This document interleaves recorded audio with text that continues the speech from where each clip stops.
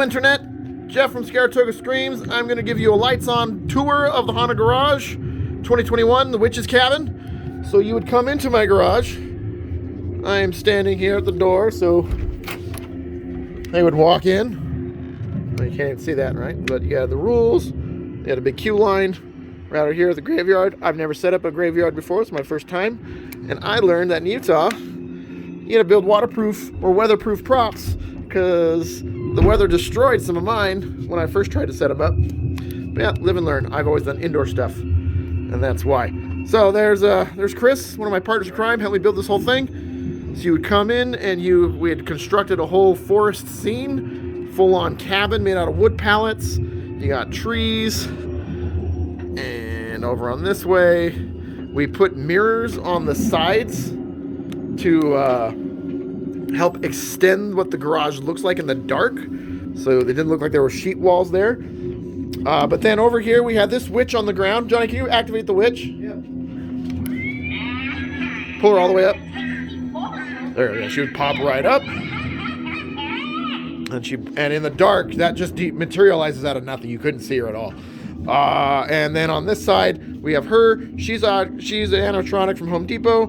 Run off of a remote trigger. I turn her on shortly after she comes in, because then she'll motion activate in a few seconds. It'll take a second for her to come on. Let's see. There we go. So then she sits there. You can watch the full tour, lights off, in another video that I will have posted already. But yeah, so I'll turn her off there. So I can just shut her off and on. She'll go for a while. But created the cabin out of wood pallets, and then decked out the whole forest, trees, and everything. And in the dark, I mean, you can tell it's lit up garage. In the dark, it looks really impressive. So then we would step in to the cabin. You'd have animatronic bird. You have the witch's hutch, which has the spell books on it that I made. I made 3 of them. That one, the poison one over there, I didn't. But the other 3 I made just out of old medical textbooks I bought at a thrift store, and then various, cheap lettering from Walmart and Halloween decorations and stuff. And then the potion bottles are all just like cheap jars and stuff, either from food that we had around the house or stuff I got at Hobby Lobby, Home Depot, or not Home Depot, Michael's. But yeah, decorated with different bits and odds and ends and whatever.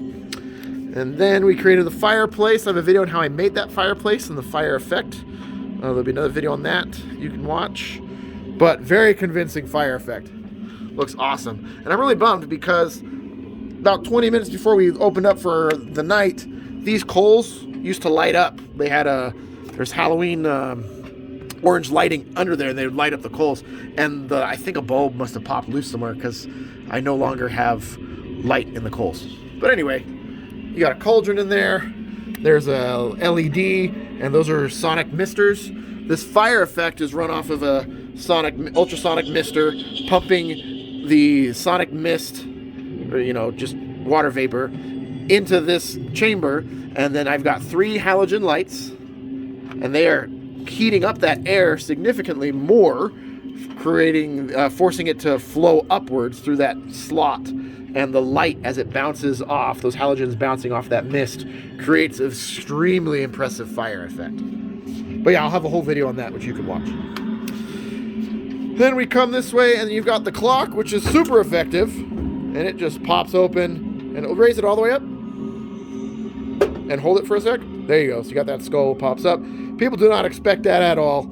And it pops up in their face. Really good. Then we come down the hallway of portraits. And they were all various, face-changing stuff. But then you have this atmosphere effects portrait. Changes. So, yeah. And then we had lightning going on these windows here, which we've created with sheet walls and stuff. But the lightning effect was very effective. And I have a perfect storm receiver. And so it's taking the input of this thunderstorm that's playing ambient noise, and it'll kick on a light. Is it going still, Johnny? No. Not. Turn on that light. Is it still on?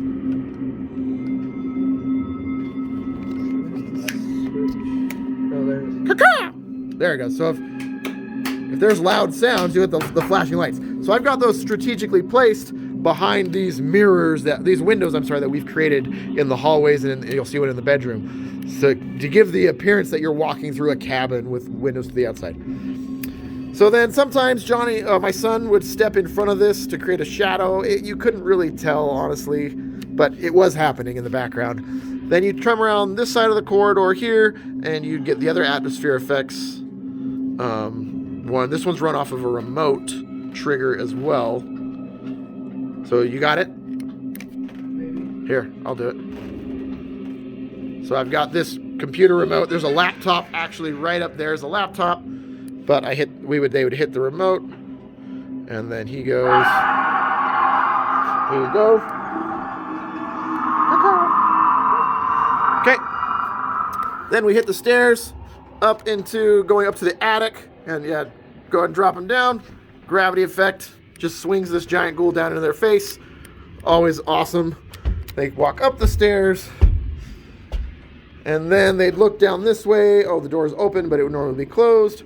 But there is this, which they can't, it's super dark down there, and they couldn't see anything other than there was like holes.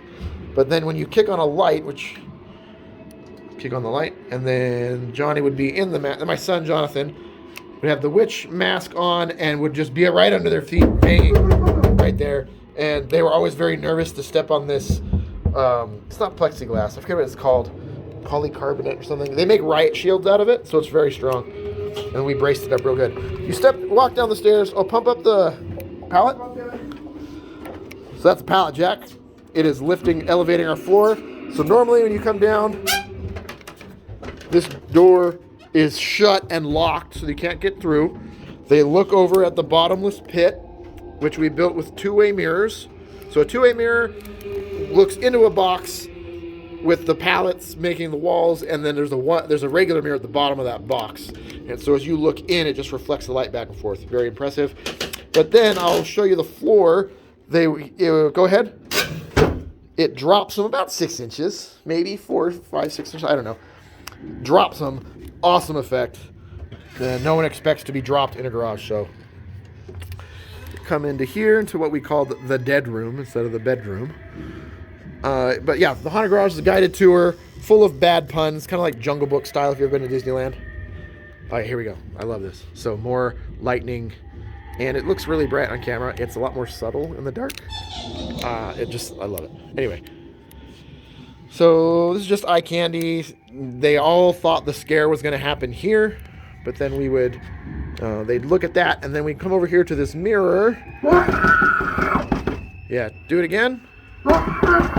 So yeah, you can't see anything behind it. Lights are on, so you can, but it's another two-way mirror effect.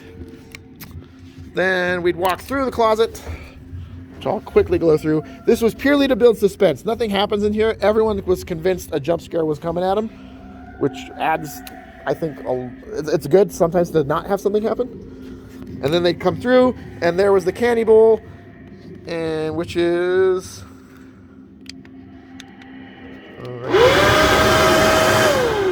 remote trigger, same remote I used on the witch. It's running off a leaf blower, which is right down here, and it's burst air up into their face. And then they would walk down here, and they think they're done. They see the exit sign, but no. Drop wall, final scare. That's Jay, is that Jason or is that you, Johnny? That's me. That's Johnny, yes. I think all my help have gone home for the night. I don't blame them. And then they were done. That's it. So I'll take you through the back area now, so you can see how we do things. So, small corridor running down the length of the middle of the garage here. And so in here you have back to the beginning. That's where they came in. And this is the sheet wall to come in. And so the witch effect, pull it up. Johnny, you want to do that witch? So I got a pull string here, and I got a button there to activate her. So she just pops up.